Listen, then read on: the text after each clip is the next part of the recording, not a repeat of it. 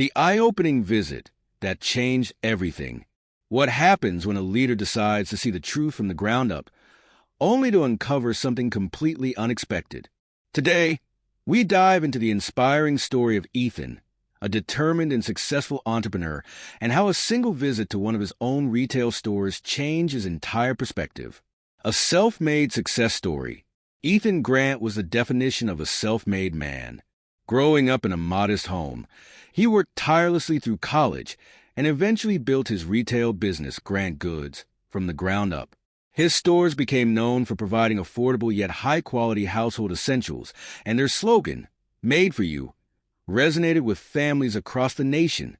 What started as a single store in a small town quickly grew into a massive retail chain with hundreds of locations. But as the company expanded, Ethan found himself feeling increasingly disconnected from the everyday operations. He relied on reports from his executives, and according to them, business was booming. But something didn't sit right. Numbers told one side of the story, but what about the experience customers and employees were actually having? Determined to find out, Ethan made a bold decision, going undercover. Early one morning, he swapped his usual tailored suit for a pair of jeans and a simple jacket, making himself blend in as just another customer. Without notifying anyone at corporate, he set out to visit one of his stores, store number 213, located in a busy suburban neighborhood far from company headquarters. The moment he stepped inside, Ethan took a deep breath. The aroma of freshly brewed coffee from the small cafe in the corner filled the air. Shelves were neatly stocked, and at first glance, everything seemed to be running smoothly. He felt a flicker of pride, but he reminded himself he wasn't here to admire. He was here to observe. As he wandered through the aisles, he picked up a few items: a kitchen knife set, a pack of towels, and a box of light bulbs. But then, something odd caught his attention. A shocking discovery. The customer service counter, meant to have a friendly, helpful associate available at all times, was completely empty. A small line of frustrated customers stood waiting, their impatience growing by the minute. Ethan decided to join them to see how things were handled. After several long minutes, a young employee named Derek finally emerged from the back. But instead of offering an apology for the wait, he leaned against the counter and, with a tone dripping in annoyance, muttered, "What do you want?" Ethan observed in silence.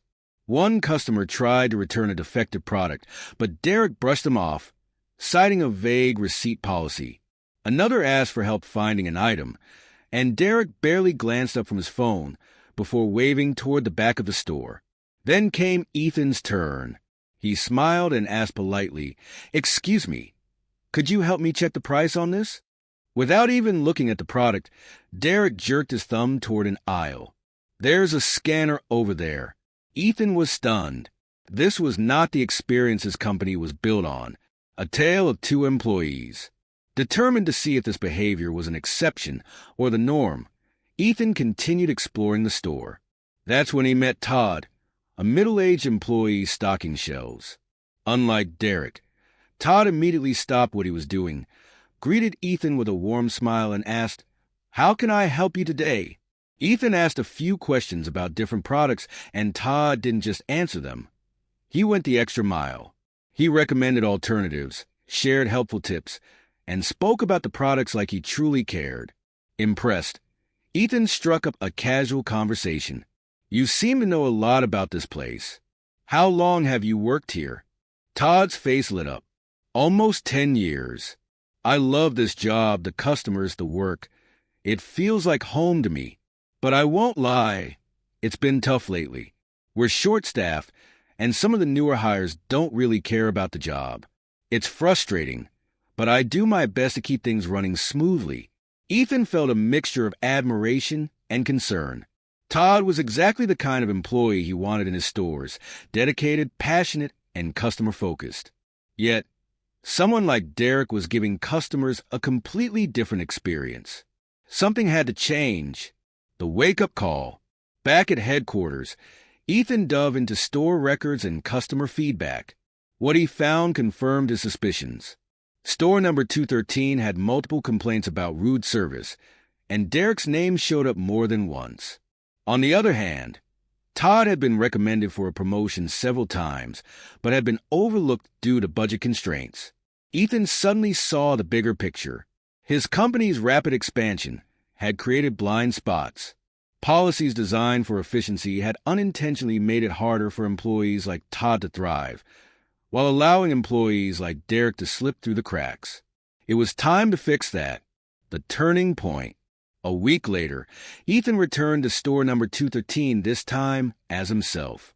Gathering the staff, he revealed his undercover visit. Derek shifted uncomfortably, while Todd and the other employees listened intently. Ethan took a deep breath. I started this company with a simple mission: to make life easier for people. That includes both our customers and our employees. But somewhere along the way, we lost sight of that. Looking directly at Todd, he continued, "Your hard work and dedication haven't gone unnoticed. Starting today, you're being promoted to assistant manager. You've earned it." Todd's eyes widened in disbelief, and the room erupted in applause. Then Ethan turned to Derek.